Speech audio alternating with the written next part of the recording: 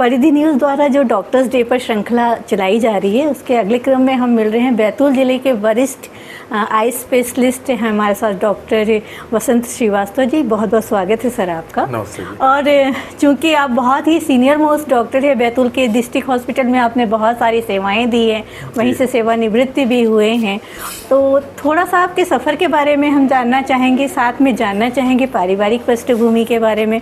और सबसे पहले शुरुआत करते हैं, चूँकि डॉक्टर्स डे पर हम इस सीरीज को ला रहे हैं लोगों के सामने, तो हम चाहेंगे कि डॉक्टर्स डे के महत्व पर भी आपसे बात की जाए। मेडिकल प्रोफेशन या डॉक्टर्स का जो व्यवसाय है, ये एक सेवा भावी परंपरा का व्यवसाय है और डॉक्टर्स को सम्मान देने के उपलक्ष्य में 1 जुलाई को डॉक्टर्स डे मनाया जाता है पूरे विश्व में, भारतवर्ष में जी। इसका अभिप्राय है कि डॉक्टर्स जो मानवता की सेवा कर रहे हैं, अपने काम में दिन रात जुटे रहे, कोविड टाइम में भी उन्होंने अपने आप की परवाह ना करते हुए मानवता की सेवा की और पूर्व में भी अनेक विपत्तियों में, युद्धों में, सेनाओं के बीच में भी वो अपनी जो सेवाएं देते रहे, मानवता की सेवा जी, रोगियों का उपचार, शल्य क्रिया, इन सब को उनके लिए सम्मान देने के लिए डॉक्टर्स डे मनाया जाता है जी। ये किसी की स्मृति में मनाया जाता है? जी हाँ, हमारे देश के बहुत महान भारत रत्न भी रहे हैं वो, डॉक्टर बिधान चंद्र रॉय। हाँ जी, ये फोल्डर भी शायद मैं ये दिखा रहा हूँ, उन्हीं की तस्वीर है ये जी। और उनका जन्म 1 जुलाई 1882 में हुआ जी और उनका निर्वाण भी 1 जुलाई को ही जी 1961 में हुआ जी। वो तत्कालीन पश्चिम बंगाल के मुख्यमंत्री भी रहे जी। उन्होंने महात्मा गांधी का भी उपचार किया हुआ जी जी। तो एक महान शख्सियत थे वो, एक फिजिशियन और सर्जन दोनों थे जी। MRCP भी उन्होंने किया और FRCS भी विलायत से किया हुआ जी जी। तो उनकी याद में ये जो है, उनको सम्मान देने के लिए 1 जुलाई को आपने देखा होगा कि 1 जुलाई को उनका जन्म भी हुआ जी, और 1 जुलाई को उनका निधन भी हुआ। हाँ जी। तो उनको सम्मान देने के लिए ये डॉक्टर्स डे 1 जुलाई को मनाया जाता है। ये बहुत ही महत्वपूर्ण जानकारी आपने हमारे साथ साझा की। सर, जानना चाहेंगे कि आपकी पारिवारिक पृष्ठभूमि किस तरह की रही है और आपने कैसे चिकित्सा के क्षेत्र में कदम रखे? मेरे जीवन में मेरा कैरियर बहुत परिवर्तनशील रहा है जी। मेरे पिताजी इमरजेंसी मेडिकल सर्विसेज में ब्रिटिश आर्मी में, आर्मी मेडिकल कोर में कैप्टन रहे हैं, डॉक्टर रहे हैं जी। Emergency core. तो ये किस साल की बात होगी?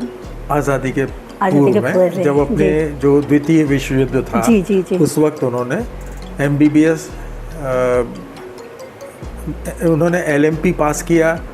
पिताजी ने LMP नागपुर से, मेयो हॉस्पिटल से, उसको पहले बोलते थे रॉबर्टसन मेडिकल स्कूल जी, वहाँ से पास आउट रहे। फिर उसके बाद उन्होंने कोलकाता से MBBS किया।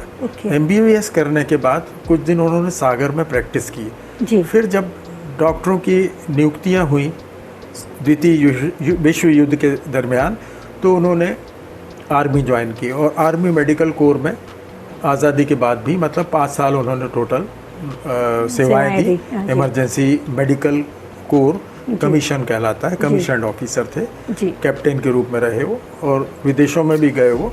और उसके बाद रिटायरमेंट के बाद उन्होंने शासकीय नौकरी ज्वाइन की मध्य प्रदेश चिकित्सा सेवाओं में और उसी दरमियान वो स्थानांतरण होते रहे। मुल्ताई आए।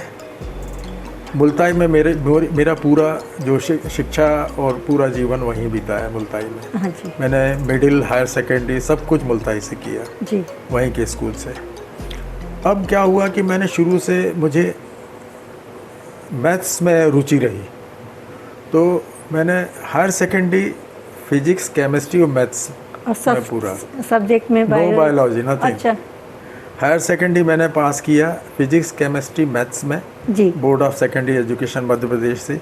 तीनों विषयों में मेरे को डिस्टिंक्शन रहा, मिला जी। हुआ था। पर पिताजी ने कहा कि, और मैं आसानी से किसी भी प्रतिष्ठित इंजीनियरिंग कॉलेज में मेरा एडमिशन हो जाता, उस वक्त पीईटी वगैरह नहीं जी। होता था। पिताजी ने कहा नहीं, तुम मेरे ही क्षेत्र में आओ। ओके। तो फिर मैंने केवल 1 साल बायोलॉजी पढ़ा, अच्छा फर्स्ट ईयर। जी बायोलॉजी मेरे लिए बिल्कुल अनूठा और नया विषय था। जी मैंने कभी पढ़ा ही नहीं था जी। बायोलॉजी को। पर चूंकि मैथ्स स्टूडेंट था तो मेरे लिए फिजिक्स भी बहुत आसान हो गया, केमिस्ट्री भी आसान। केमिस्ट्री आसान तो थी, और जी। बायोलॉजी को भी ग्रेस्प करने में मुझे दिक्कत नहीं हुई। जी जी और मेरे एक टीचर थे मुल्ताई में, सैयद मलिक, उन्होंने बहुत मेरी हेल्प की। जी तो उनके कारण मैं 1 साल में बायोलॉजी में मैंने जी। जो रेगुलर बायोलॉजी कोर्स वाले लोग थे जी उनसे भी ज़्यादा मार्क्स लिए। जी फिर उसके बाद मैं पीएमटी में बैठा और मेरा गांधी मेडिकल कॉलेज भोपाल में चयन हो सही, गया। जी। वहीं से मैंने एमबीबीएस किया, जी वहीं से मैंने एमएस भी पास आउट किया। ओके। फिर शासकीय सेवा में रहते हुए मैं विदिशा रहा, मतलब सौंसर पहली पोस्टिंग आपकी विदिशा में थी? विदिशा थी मेरी, पुलिस ओके। अस्पताल विदिशा थी मेरी अच्छा, पोस्टिंग। जी। फिर दूसरी पोस्टिंग मेरी छिंदवाड़ा में सौंसर में हुई। जी मेडिकल कॉलेज गया मैं, 4 साल मेडिकल कॉलेज भोपाल में रहा। जी और उसके बाद मैं जो बैतूल आया 83 में, हाँ, जी। तो तब से मैं बैतूल में हूँ। तो बैतूल जिला अस्पताल में भी आप विभिन्न चरणों में रहे हैं, आई स्पेशलिस्ट होने जी, के साथ मैंने साथ मेडिकल ऑफिसर भी रहा हूँ। जी फिर उसके बाद मेरा आई स्पेशल में प्रमोशन भी हुआ। जी फिर उसके बाद मैं कुछ दिन सिविल सर्जन भी रहा, हाँ जी। और उसके बाद यहीं से मैंने सेवानिवृत्ति ली। क्या लगता है आपको बैतूल की आबो हवा आँखों के हिसाब से, क्योंकि आप एक बहुत सीनियर मोस्ट सर्जन रहे हैं, और किस तरह के मरीज बैतूल में हैं आँखों को लेकर, और उनको किस तरह से केयर करने की ज़रूरत है? एक्चुअली क्या बैतूल में कई बार पेशेंट आर्थिक रूप से कई तो समर्थ हैं, और काफ़ी पेशेंट्स पिछड़ा जिला है। मतलब उसको कहें कि वो सामर्थ्य नहीं है, या उन्होंने बड़ी जगह देखी नहीं है, या कई बार वो जाना नहीं चाहते हैं। तो यहाँ रहते हुए मैंने देखा कि चिकित्सा के क्षेत्र में एक्सपोज़र बहुत है यहाँ पर।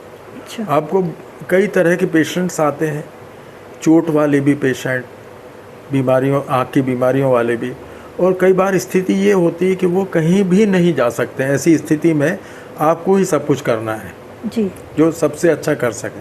तो इस तरह से अनुभव का जहाँ तक सवाल है, यहाँ रहते हुए बहुत पेशेंट्स भी देखने को मिलते हैं, कई तरह के पेशेंट्स भी देखने को मिलते हैं, कई चुनौतियाँ भी मिलती हैं, और उनको किस तरह से ठीक किया जाए उसका भी अनुभव मिलता है।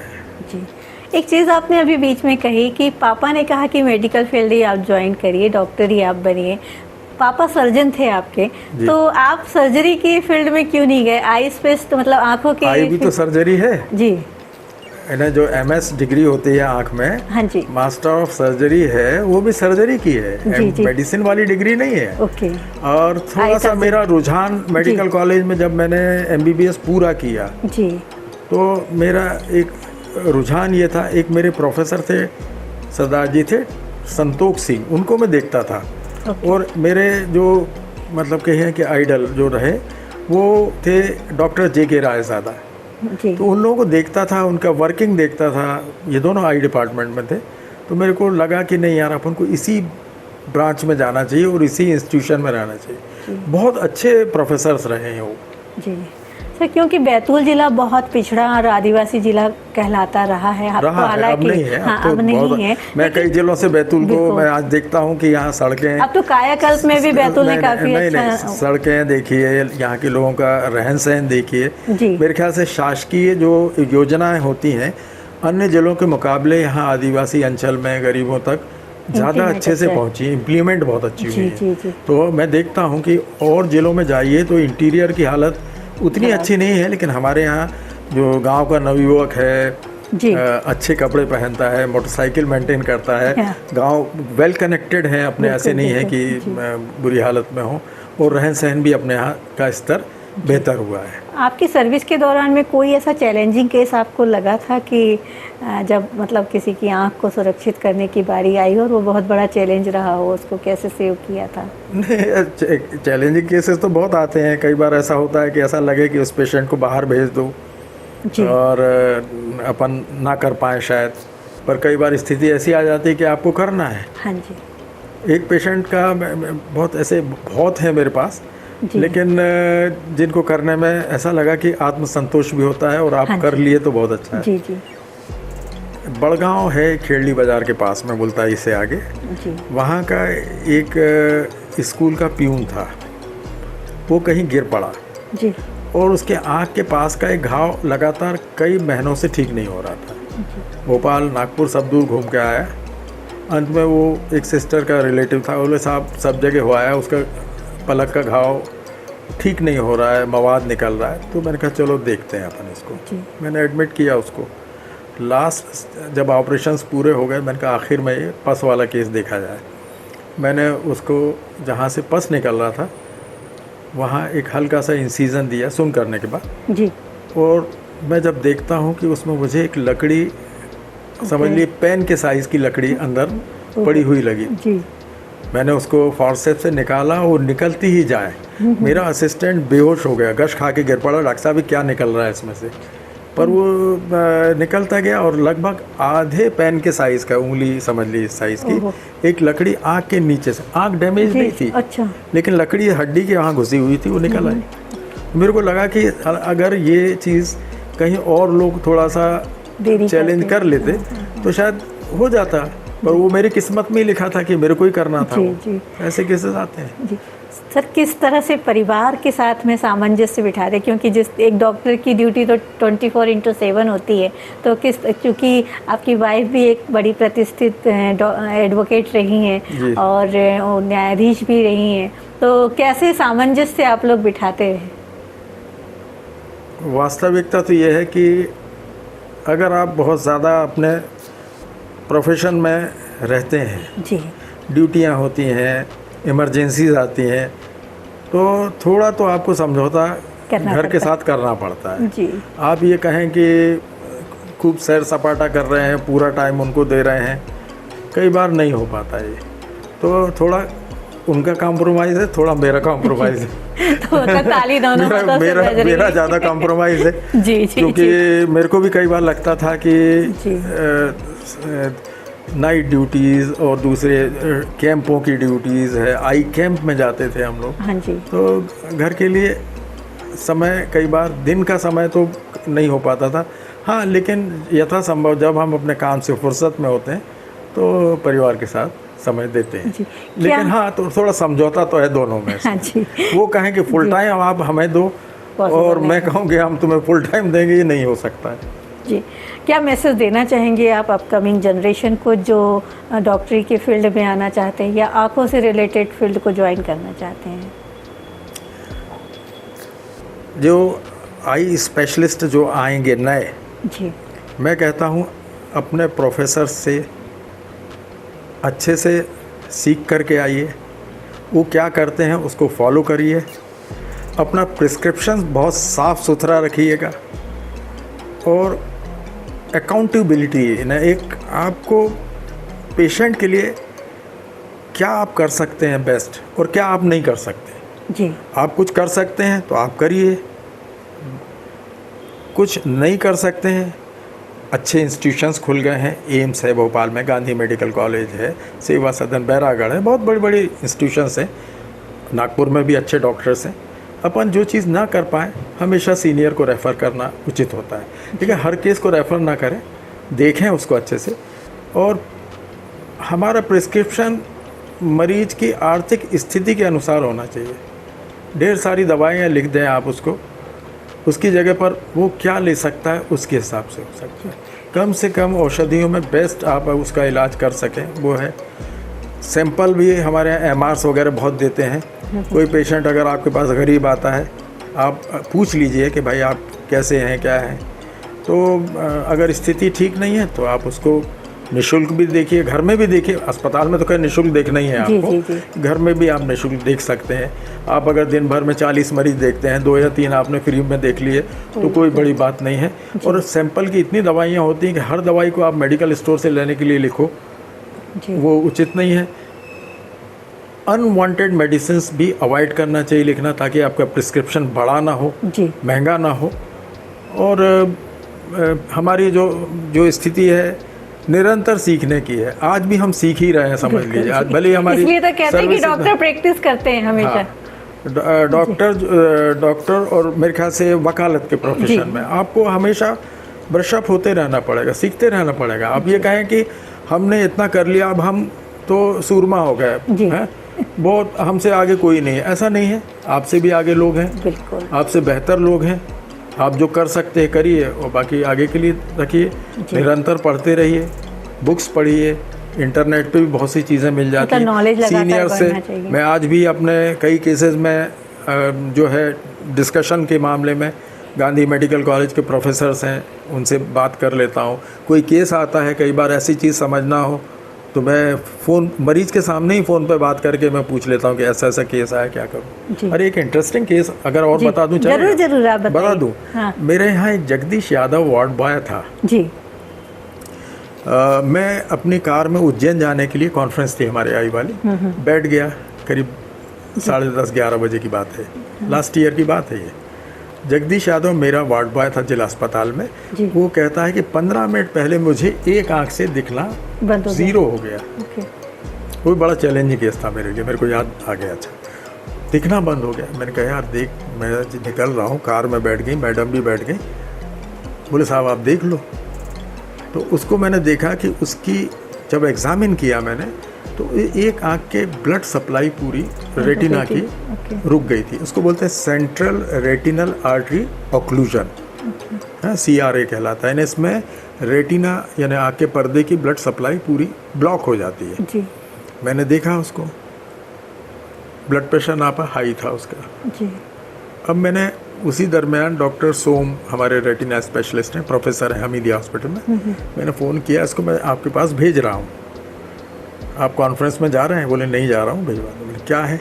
मैंने बताया CRA ऑक्लूजन है, 15 मिनट पहले का है। अब देखिएगा, मालूम था मुझे ट्रीटमेंट उसका, लेकिन उन्होंने कहा कि, मैंने कहा इसमें पैरासिटिस करना पड़ेगा। बोले डॉक्टर साहब जब तक आएगा तब तक इसकी रोशनी चली जाएगी। ओके, आप एक काम करिए, उसकी आई में से 1 या 2 बूंद लिक्विड निकाल लीजिए नीडल से, ओके, प्रेशर कम हो जाएगा, ठीक हो जाएगा। ठीक। मैंने कहा साहब उसको कुछ दिख नहीं रहा है, मैं करूं?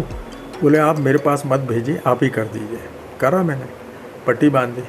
शाम को उसका उज्जैन जब पहुंचने के बाद पेशेंट का फ़ोन आता है जगदीश का कि मेरे को पूरा दिखने लगा। तो भी मैंने उससे कह दिया था कि तू कल उनके पास चले जाना है। दूसरे दिन वो डॉक्टर सोम के पास गया भोपाल।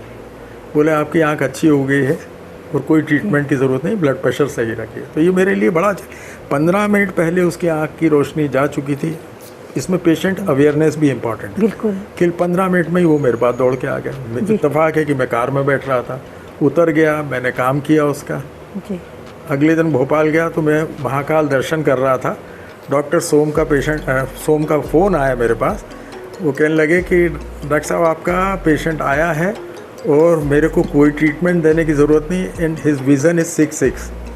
तो ऐसे केसेस होते हैं जहाँ जी, तुरंत अगर इलाज हो जाए। मैं अगर कहता कि मैं तो नहीं देखता आपको, मैं तो भोपाल उज्जैन जा रहा हूँ कॉन्फ्रेंस जी, में, जी, तो नीरजा बड़ी भी नुकसान थी, हो ये भी सकता था, वो उसमें टाइमली अटेंड हो गया तो अच्छा रहा। तो बस अंतिम सवाल मैं आपसे करना चाहूँगी कि सर, जिन 2 आँखों से हम पूरी दुनिया को देखते हैं, जी। एक आम व्यक्ति जो है या एक हम लोग जो हैं अक्सर अपनी आँखों के साथ में अनदेखी कर देते हैं, लापरवाही करते हैं। कैसे हम अपनी आँखों को सुरक्षित रखें, इस विषय में आप लोगों को ज़रूर अपनी सलाह दीजिए ताकि लोग अपनी आँखों की भी केयर कर सकें। देखिए, आँखों की केयर बचपन से ही होती है पहली चीज़। जी, तो पहला काम तो स्कूल जाने वाले बच्चे को, हर एक को अपना विज़न रिकॉर्ड तो मैं आई टेस्टिंग के नहीं बोल रहा हूँ, एक चार्ट टंगा होता है, उसमें 6 मीटर दूर से पढ़ाया जाता है वो। और आजकल शासन ने कर भी दिया है कि हर साल उनके सरकारी स्कूलों में जी, नेत्र परीक्षण होता है। तो उसमें वो चार्ट एक एक आँख से पढ़ते हैं, और अगर कोई दृष्टि दोष है तो चश्मा पहनना है उनको। जी, पर इसको इग्नोरेंट भी नहीं रहना चाहिए। जैसे पेरेंट्स भी उसके लिए थोड़ा सा जागरूक रहें। बच्चा अगर बहुत पास से टेलीविज़न देख रहा है, अगर वो कह रहा है कि हम जब स्कूल जाते हैं तो टीचर बोर्ड पे क्या लिख रहा है हमें समझ में नहीं आ रहा है, तो उस पर ध्यान दीजिए। अब लोग जागरूक हो गए। मेरे पास ऐसे पेरेंट्स आते हैं जो कहते हैं कि साहब टीचर ने कहा है कि ये कुछ भी वर्ड लिखता है वो नहीं। तो पहला तो आई टेस्टिंग, मतलब दृष्टि दोष है तो नहीं, इसका पता होना चाहिए व्यक्ति को। अगर है तो उचित चश्मा पहनना चाहिए। नियमित आँखों की जांच करा के चश्मा पहनना बहुत महत्वपूर्ण है इसमें। जी। दूसरी चीज़ ये है, बच्चे को या जो स्कूल जाने वाले बच्चे हों उनकी डाइट में फास्ट फूड वगैरह तो जो होता है चल ही रहा है, उसका कोई अपन रोक नहीं कर सकते, लेकिन पर्याप्त मात्रा में दूध फल वगैरह इनका सेवन करें। गाजर के सीज़न में गाजर है, पपीता आजकल हर गांव में मिलता है, वो खाएं। दूध सबसे अच्छी चीज़ है। नॉनवेज खाते हैं तो वो भी चलता है, अंडे कोई खाता है वो भी ले सकते हैं, लेकिन सामान्य शाकाहारी भोजन में भी पर्याप्त विटामिन ए रहता है। यानी कुपोषण वगैरह नहीं होना चाहिए, बच्चे को विटामिन ए की कमी ना हो। तो ये दो चीज़ें हुई, दृष्टि दोष हो गया, अच्छी खुराक हो गई, इनसे आँखों की अपन देखभाल अच्छे से कर सकते हैं। तीसरी चीज़ है, आँखों में ऐसे बच्चों को कोई नुकीली चीज़ें वगैरह ना दें, फेंक के मारने वाली चलने वाली एयर पिस्टल, छोटे बच्चे ऐसे देखे हैं फेंक के मारते हैं कई बार, तो ऐसे खेल खिलौने भी नहीं होना चाहिए जिससे आँखों को चोट लगे। इंडस्ट्रियल प्रिकॉशंस यानी सतर्कताएँ ये हैं कि जैसे ग्राइंडिंग वगैरह करते हैं, लोहा काटते हैं, तो एक चश्मा ज़रूर पहने, नहीं तो लोहे के बुरादे वाले पेशेंट भी मेरे पास हर रोज़ दो तीन आते रहते हैं, बिना चश्मा पहने वो घिसाई करते हैं लोहे की, और उसका जो बारीक कण है वो आँख में चला जाता है। इन चीज़ों से बचना है। चश्मा बहुत प्रोटेक्टिव है। समय पे आँख की जांच कराएं, मोतियाबिंद है तो उसका ऑपरेशन संभव है, और भी दूसरी बीमारियां, इनका इलाज करना चाहिए। डायबिटीज़ बहुत इंपॉर्टेंट चीज़ है। आजकल हिंदुस्तान को कहा जाता है डायबिटिक कैपिटल, तो इसमें रेटिना की जांच भी करवाते रहें, उसका रेटिना का उपचार भी कराना चाहिए उनको। इन सब चीज़ों से अपन आँख ठीक रख सकते हैं। तो मुझे लगता है बहुत सारी जानकारी जो बहुत उपयोगी है वो हमारे दर्शकों को डॉक्टर श्रीवास्तव के माध्यम से जानने के लिए मिली। और आपने परिधि न्यूज़ को समय दिया, हमसे बहुत महत्वपूर्ण बातें साझा की, उसके लिए बहुत बहुत धन्यवाद। धन्यवाद।